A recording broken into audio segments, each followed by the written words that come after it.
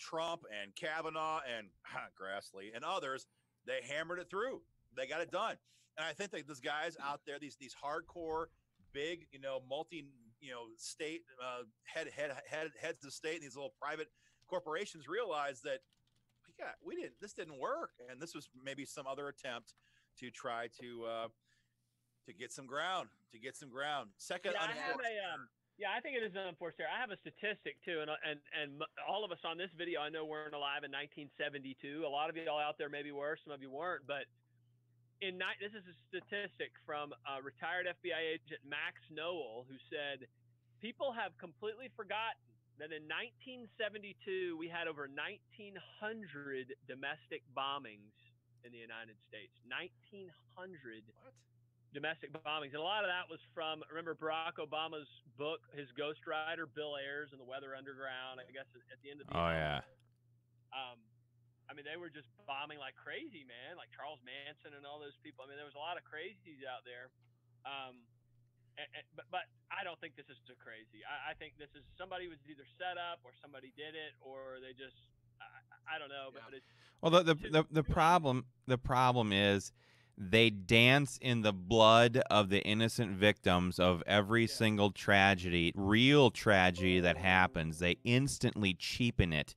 They cry wolf. They wrap themselves in this as and they go to town on it. And so, what do they think is going to happen when this kind of stuff occurs? Of course, we all know what's really going on. I mean, I think I told y'all the other day. I thought, well, they would call all of their members back to D.C. and stand on the steps of the Capitol and say, "We will not be intimidated. We will not be intimidated," with CNN right there, fake news. Right. If y'all remember when Trump first won, or in between, I guess what was November 8th, 2016, up into inauguration, the Dems started coming out and cussing at their events, like immediately. It was like, F this, F that, F this, and screw this and screw that. And I think it's the same game. They're trying to look tough. They're probably getting smacked with male voters right now, and probably even a lot of women are like, these are a bunch of weenies. I don't like that. And this is just an inside job. It's got it written all over it. All of us have worked on campaigns before, and all of us have seen the little schemes, and people on the left and right do it, but somebody burned my sign.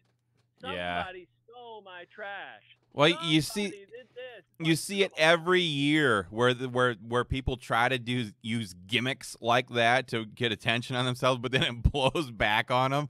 Yeah. If some security camera sees that it's actually the campaign of the person who owns the sign. I mean, it's just it's stupid. Yes. Fingers in the cookie jar. That's what it is. Joey McCullough says from Wisconsin says yes. This whole thing is a giant media move. So, Chrissy Beck says in Missouri, age-old Democrat MO, as not Missouri, she means method of operations. Play the victim to get sympathy. Gary Weiss says fake. Someone says here, poor demon rats. I think she's trying to be catchy with Democrats. It's kind of funny. Poor demon rats being victimized in quotes by crazy gun-toting conservatives. Yeah, right. So I think it's pretty much unanimous on our platform here tonight, guys. Nobody believes this was legit. I know you wanted to discuss the or Ben, did you have to say something first? Yeah, just give me half. I have to go to a political debate tonight up in the city, so I'm gonna probably hop off here. I want to give a real quick update for a lot of gun owners in Minnesota are asking about our Minnesota Attorney General candidate Doug Wardlow was speaking in support of some gun control the other day. And they want to know what the status is on that. We're talking with the Wardlow campaign, and I'll have more updates on that tomorrow right away. We sent him a candidate survey, and we'll see what happens. So, guys, I'm going to hop off for now. Minnesotans, Wisconsin folks, stick around. The stuff is gold, and I'll see you guys back here next Thursday. All right. Take care, Ben. See you later. What about this Caravan, though? We haven't discussed the Caravan yet. What is it, like 7,500 people now, according to the news I saw, and they're still about 1,000. It says as of Wednesday, so that's a day and a half ago now. They were 1,000 miles away from the nearest entry point in Texas, according to this news release I'm reading. But I've never seen a caravan of people that have like media support, food, water, truck support, Yeah. and they're all being led by the guys carrying the Honduran flag. Like, I didn't see that on the black and white pictures, you know, back in the 20s and all through our nation's history when they came off the boat, you know, from all over the world to New York City. I didn't see them dragging around their country's flag. Like I thought mean, the purpose was them to come here. If I and this would never happen, I hope not, but if I was leading a caravan of fellow Americans to set up shop in Honduras, I think I would fly a Honduran flag on the way down there just for public, you know, whatever. Yeah. Like, if these guys really wanted to come to our country, fly the American flag, man. Yeah. I mean, the stars and you know, not the stars and bars. You can do the stars and bars, the red, white, and blue. You know what I'm saying? Well, and the AP News ran that story of that one guy. He'd painted a swastika onto our flag, and then he was burning it afterwards. It's like, it's not really the actions of somebody who is afraid for their life or is doesn't want their kid getting used as a drug mule, or else they'll get executed by the drug cartels. No. Absolutely bull. I got an alert on my phone earlier. It looks like that the president and General Mattis have approved like 800 troops to go down there to wherever they are going to be. You know, I guess if they shift and move, it's hard to shift and move 7,500 or 10,000 people and not know where they are. But it looks like it's engineers and medical people, like members of the military, not infantry. So, But I can't imagine the president of the United States, after all of his bluster, and I don't mean that in a negative way, just letting these people walk over the border. I mean, yeah, I don't see that happening. Although, and I want to see how many or laughing faces we can get going on here, but I want to know how many of you think that this hurricane is like a direct response by the Almighty. I mean, honestly, it looks like it's just going to T-bone that caravan. And as somebody who has been through the eye of a hurricane within the last 2 months of my life, it's not an exactly fun place to be unless you're a little bit twisted. And certainly the people in Florida who, my goodness, Michael was a completely different beast. But I can't help but sit here and kind of chuckle. And so if any of you agree with that, give me a big laughing face right now. It has spawned a great this recent motto. It's not, I'm sure it's not new, but I mean for Trump, but I mean everywhere he goes, jobs not mobs, jobs not mobs. It's a great. I mean, these people keep feeding this guy. It's like watching my kid, you know, walk up to a T-ball game and that ball's sitting right there and he just bashes the hell out of it. I mean, like, these people just set this stuff up for Trump like every 15 seconds. Yeah. You know, it's just like, okay, and first we're going to try and screw over Kavannaugh. He's going to blast out the part. Now we're going to what? We're going to send 8,000 people up there, you know, trying to, you know, burn the American flag. And we're going to somehow what? We're going to get Trump in trouble with his base? We're going to spawn a blue wave, you fools. He has this awesome slogan, jobs, not mobs. And he's just ramming it down their throat every I just think it's hilarious. But no, as far as it being some kind of a spontaneous gesture, like what, right before the midterm elections, come on. Nobody believes that. Nobody. Nope. Yeah, I mean, and so I guess to circle back to it, it's like, what the heck is going to happen? I mean, from what I understand, the quote-unquote international laws, which of course are a bunch of nonsense, but if you're claiming refugee status, you have to claim that status in the first country that you come through. So when you look at a map, it goes Honduras, then Guatemala, and then Mexico. And so from what I understand, I hope nothing bad happens, because I'm sure what the Dems want, what they thought when they organized the thing, Soros, whoever did it, was women and children dying, bleeding, starving, hungry, thirsty against armed soldiers and Donald Trump. So I don't know what's going to happen, but I think they're just going to send them right back unless they disperse, you know, and then it's going to be hard to catch them all. But I mean, I think you just put them on trains and fly them right out, or planes and just fly them right back. I mean, I don't think you have any other choice. Otherwise, they're just going to Well, right into the country. so one guy here in Ohio was like, I saw this on his Facebook page the other day. This was his solution to the problem. Don't stop them. Don't stop them from coming over the border. Have a nice fence set up so that once they do come across the border, they're funneled right into this other area, this holding area, and load them right up onto a ship, transport them right to a ship, and take them to the farthest port back in Honduras where they came from. You know, I thought, hey, that might work. I like that. This seems so. I mean, like, I get it. If Trump could get the wall, I could get the wall. Okay, this isn't a dictatorship. We know that. We understand that. And none of us want it to be that way. And he's got to go through the Congress. There's a lot of people in the Congress who want to stop him. But it's like, to the average American, or to most of us and we're not average. We're great people, and I refuse to accept that label. I shouldn't have said it, but the border. Why is there not a wall or large fence, and then like maybe 50 feet into our border, or heck, go and take 50 feet of the Mexican territory. I don't care, and dig a 50-foot ditch and flood it and put a bunch of freaking alligators in it. I mean, what's the big deal? I like it. It would solve it immediately. Immediately, it would There's end so many good comments though coming from this because Yeah. crap, Give us your best comments in the comment section. Slid down. I can't remember her name now. Her comment just disappeared. Dadgummit. She said, "You're right. The hurricane is coming, and she is loaded for ISIS." So, there. That's Chrissy Beck. There it is. Chrissy Beck. She's on a roll tonight. That's good. The hurricane is coming, and she is loaded for ISIS. So, it's. I just don't think anybody believes this is organic. Nobody believes that these bombs were legit. Nobody believes that Kavannaugh assaulted anybody. No one believes anything these people say. And that's the problem. I don't think they yet have realized that how badly they have marginalized themselves. They being the media outlets and all these people, like nobody believes anything they say. Nothing anymore.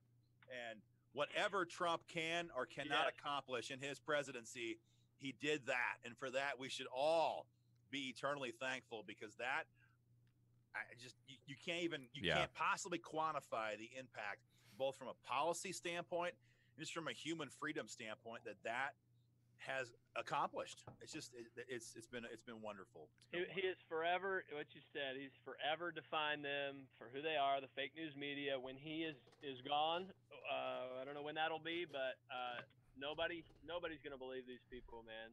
Nobody's going to believe them. It's a beautiful thing. I know we have a hot self-defense story we want to discuss before we forget about that. I was reading some more of the comments before guys, if you're watching right now, again, just to remind you, the best place you want to be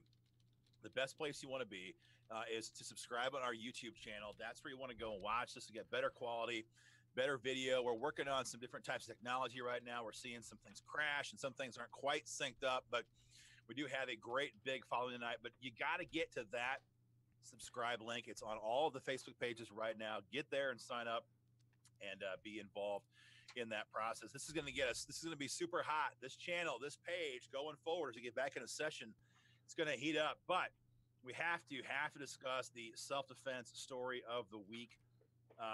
It's kind of a gritty story. It's not, sometimes we love them. Sometimes it's like hilarious. Like you got the mom that blows away the meth head, the shotgun in the chest, who's trying to like break into her daughter's bedroom. We all like stand up and cheer. This is not one of those stories, but I thought it highlights what this is that we're all fighting for, because at the end of the day, self-defense shootings, I used to be a police officer. I mean, this is kind of, life is nitty gritty. I mean, this self-defense cases are not always, just like as obvious as the one I discussed a moment ago, but Fresno, California, I think this was Monday, I believe, Fresno County, California anyway, 54-year-old Javier Vera was drunk.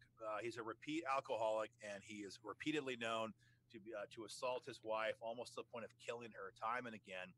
And he was on a bender, and he was strangling his wife. She was pretty much unconscious at this point, and was according to the cops very close to death.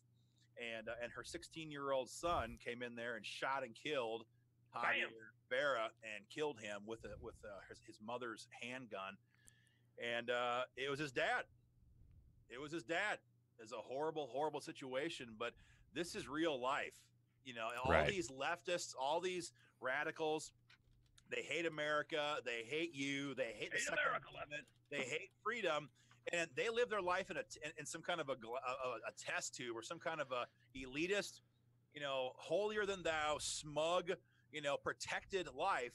That's not where any of the three of us live, and that's not Right. where any of the members of our organizations live, and that's not where this family in California lived either. And had it not been for this 16-year-old kid who knew how to shoot a handgun, had it not had a handgun there, his mom would have been dead. His mom would be dead. And there's no way At the hands of his murderous father. Yeah. And there's no, and a 16-year-old kid cannot be expected to physically fight off a out of control, drunk, enraged 54-year-old man. It's just not going to happen. It's not going to happen. So, you know, the choice is not made by us. The choice is made by the criminals. So, you know what? Does it suck that the dad's dead? Yes. But if you give a choice to anybody between having a murderous thug kill somebody else or that person be killed instead, I think it's an easy choice. Blow them away. And, you know, obviously it's horrific for the family here. But again, at the macro level, this is what this is all about, is having the right to defend yourself and your loved ones. And in this case here, this 16-year-old kid, he's going to have a mom around for a very long time because he was there to take care of her and take care of the situation. And it's an amazing story. I thought that became our self-defense story of the week, guys. If you see more of these, send them to us. Yeah. Any one of our Facebook pages or any one of these, wherever you're seeing us right now, Facebook pages, YouTube, whatever.